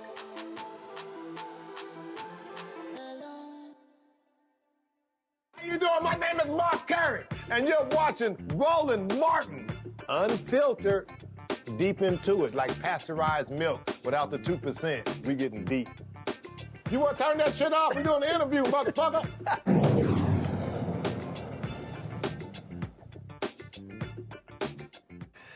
Well, reality TV stars Todd and Julie Chrisley, known for their show Chrisley Knows Best, you know, those tax cheats, were released from prison after Trump granted them a full pardon. They only have to pay the money back. They began serving a 12 and 7-year sentence for bank fraud and tax evasion, convicted of defrauding banks of more than $36 million to fund their lavish lifestyle. Now, it's no shock that Trump will pardon them because he did the same thing. Trump's pardon czar, Alice Marie Johnson, actually went on Fox News defending the decision, arguing they were victims of a weaponized justice system and got overly harsh sentences. Listen to this bullshit. They were still people pardoned, but the reason the Chrisleys are making the news is they had that reality show, Chrisley Knows Best. They're very famous. A lot of people around the country watched that show. And their attorney says that they were targeted for their political views. Their daughter spoke at the RNC, Savannah, but she was sentenced to 7 years in a prison in Kentucky, and he was sentenced to 12 years in a prison in Pensacola, Florida. Seems like a long time for tax evasion. They didn't pay their taxes for 3 years, and they used they're charged with using fake bank statements to get loans for luxury items. And then after they get the reality show and they're buried in debt, they hid money from the IRS. And that's what a jury decided. They both get 12 and 7 years. I was talking to Emily Campagno yesterday on Outnumbered, and she said, as a lawyer, she said if you're caught with tax evasion, she said usually they offer a plea deal. You go to prison for X amount and like a minimum security, and you have to pay it back. But she said, I'm wondering if they went to court, and I don't know the answer to that. If they went to trial. They had a trial. Okay, so she says usually in those situations, if you have a trial, you're going to get slapped with a huge sentence. They got it. Also, their accountant went to jail, too. Yeah, I just think there's a theme with this president when he feels like people are being overcharged. That's what Alice and the punishment is too severe. Right. I mean, you just got to look in contrast. You got some violent criminals that have committed rape and murder that are back on the street. And then you have people for taxes, a nonviolent offense, that are locked up for almost 20 years. Right. So when you looked at their background, you see the fact that they did seem to hide money from the IRS. They were buried in debt, defraud banks. You're not saying that didn't happen. You just say they're overly charged. They were definitely overly charged. Without going into all of the elements of this case and this trial, which if we had more time to talk about it, I'd be able to tell you all of the horrific things that happened in their case. But they were certainly over a sentence, and for that, looking at them, they don't pose a risk to society. In fact, I know that they're going to use their voices and their platform to uplift the president's agenda. And that right there is what their goal was, to uplift Trump's agenda. Alice Marie Johnson should be ashamed of herself for what she just said there. These people are tax cheats. That's what they are, tax cheats. Oh, we uncovered things that were shameful. No, they were prosecuted. Okay, Alice Marie Johnson, where's the pardon for Wesley Snipes, who served his full prison sentence? Where's the pardon for Ronald Isley, who served his prison sentence? Both of them were convicted for tax evasion. Y'all, tax evasion. These folks didn't evade taxes. They literally cheated. They literally defrauded banks. And what Alice Marie Johnson, she wants them coming out and singing the praises. And oh my God, Trump is great. Trump is wonderful. His policies are wonderful. And oh, these sentences were overly harsh. Cheats. They broke the law. Oh, I thought y'all were the party of law and order. And House, Lawrence B. Jones is a joke. Well, there are people who committed rape and murder who didn't get this much time. Name them. Name them, Lawrence. Come on. Don't throw the bullshit out there. We're supposed to go ahead and accept it. People are despicable. They will defend anything. Trump is a tax cheat himself. He's a convicted felon. He deserved it. And these people, they deserve to go to prison. And you know what Trump has done? He's let out numerous people. And here's the whole deal, y'all. He doesn't have to give full pardons. He could commute sentences and still require them to pay the money back. No, full pardon, that wipes clean. All these people, that Florida guy, the rich guy who used the money to buy himself a boat, and his mama turned around and gave $1 million to a Trump fundraiser, Trump was like, oh yeah, let him out. People are despicable. They're shameful. And I can guarantee you, Andrew, can guarantee you, Joe Biden did this, Obama did this, Lawrence Jones, Fox News, they will be losing their minds if that happened. Yeah, I mean, right now what we're looking at is that the privilege is alive and well because there are so many people that have been either convicted that are innocent or harshly sentenced that need to be in front of the Chrisleys. Let's be honest with that. And we really shouldn't be surprised about the pardons. Remember, this was the same president that within a month of taking office, he released 211 violent criminals from the DC jails and just let them out on the streets. So we really shouldn't be surprised that now anyone that aligns themselves with Trump, we're going to see a lot of Trump signs in the prisons now, right? Anyone that aligns themselves with Trump are now going to get a chance at freedom. And the Trump administration is sending that message that if you stand up and you stand for what we believe in, even if it's against your own personal interests, that we are going to reward you by making sure that you can be untouchable. Zachary?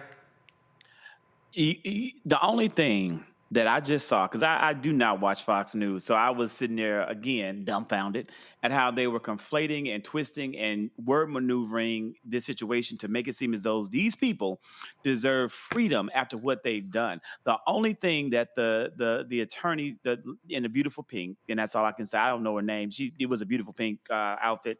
She looked great.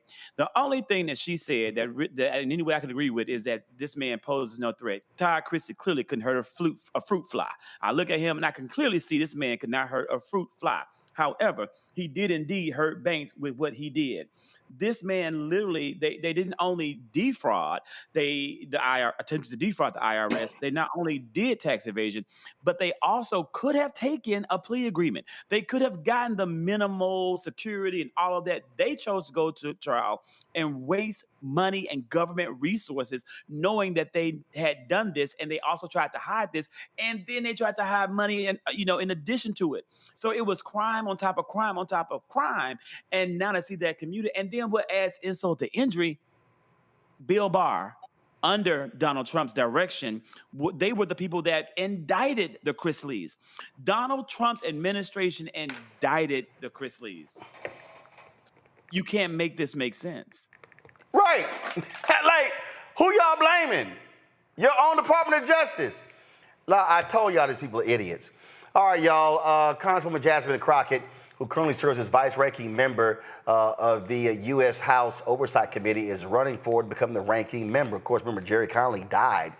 He has stepped down. She says the nation is facing an existential crisis under the current administration and pledged to hold the executive branch accountable. The House Oversight Committee is responsible for overseeing the federal government, including the president and executive branch agencies. The ranking member leads the minority party on the committee. Crockett joins a growing list of contenders for the role, including members of Congress, Robert Garcia of California, Stephen Lynch of Massachusetts, and Kweisi Mfume of Maryland.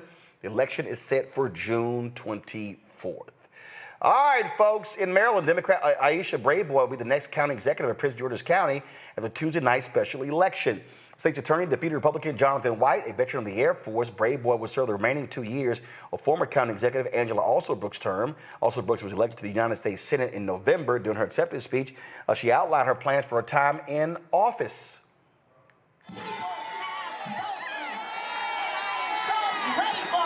I'm going to start by cleaning up Prince George's County.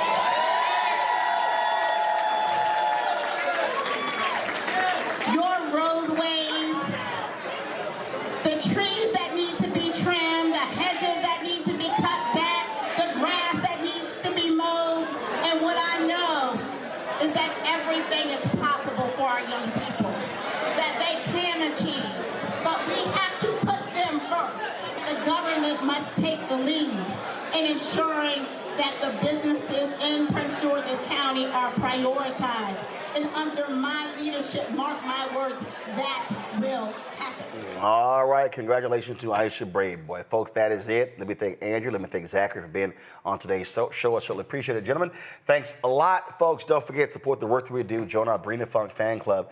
Your dollars are critically important for the work that we do. If you want to contribute to our Bring the Funk fan club using Cash App, use the Stripe QR code. There's a QR code right here. And so you can do that. Click the Cash App button to contribute. You can also use that for credit card processing as well. Checks and money orders make it payable to Roland Martin Unfiltered. It funds all the shows on the Black Star Network. P.O. Box 57196, Washington, D.C. 20037-0196. PayPal, R. Martin Unfiltered. Venmo, RM Unfiltered. Zelle, Roland at RolandSMartin.com. Roland at RolandMartinUnfiltered.com. Download the Black Star Network app, Apple phone, Android phone, Apple TV, Android TV, Roku, Amazon Fire TV, Xbox One, Samsung Smart TV. Be sure to get my book, White Fear, How the Browning of America is Making White Folks Lose Their Minds. Available bookstores nationwide. Download the audio version I read on Audible. You can also, of course, get our Black Star Network Roland Martin Unfiltered swag, of course. You can go to rolandmartin.creator-spring.com. You get our new t-shirts. We got hoodies, wall art, mugs, and more. The QR code is there as well. Don't forget, shopblackstarnetwork.com. Buy these black-owned products. You can see it right there on our marketplace. We got some of the products here. Cavan Foods sent us their products. You see them right there. The fish breading, the various sauces, all this sort of stuff right there. And so on the other end of the table, then of course we have the HBCU fashion shirts. We have those as well. So if you go to shopblackstarnetwork.com, you'll see all of the products right there on the website. Don't forget, you can also listen to our podcast, download it on iHeartRadio network on all label platforms. You can check it out there. Plus, download the Fanbase app. You can download that app. If you want to invest, go to startengine.com/fanbase. All right, folks, that's it for us. We're sending you right over to Truth Talks, which starts right now. I'll see y'all tomorrow.